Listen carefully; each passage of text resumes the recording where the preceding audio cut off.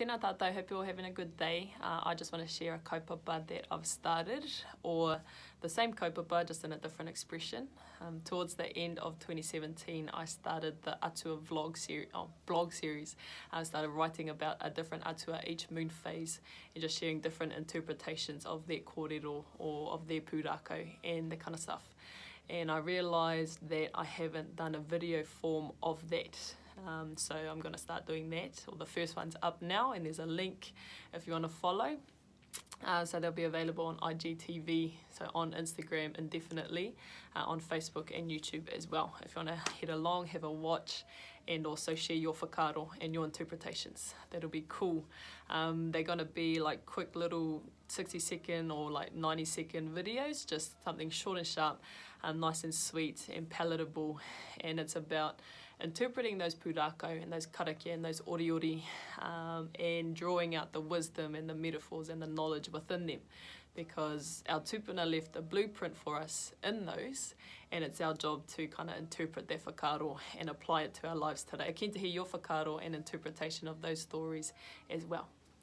Tēnā tātou kohana tēnei, hey everyone, it's Hannah, and I guess we better get straight into it with our first kōrero, and we better start at the beginning or somewhere thereabouts. So we'll start with Ao, the supreme being, or another interpretation could be like consciousness itself, like existence and energy.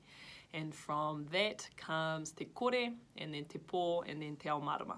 So on one layer we could look at that as te kore, as the potential, like something formless, because even though kore translates to zero or nothing, there's never nothing in our world or in our universe. So yeah, something intangible and formless that we can't quite touch or even see with our eyes.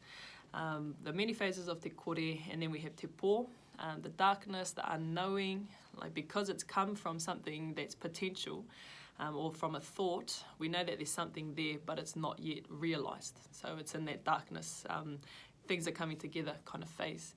And then we've got te Ao Mārama, the world of light. Mārama, to understand, to be enlightened.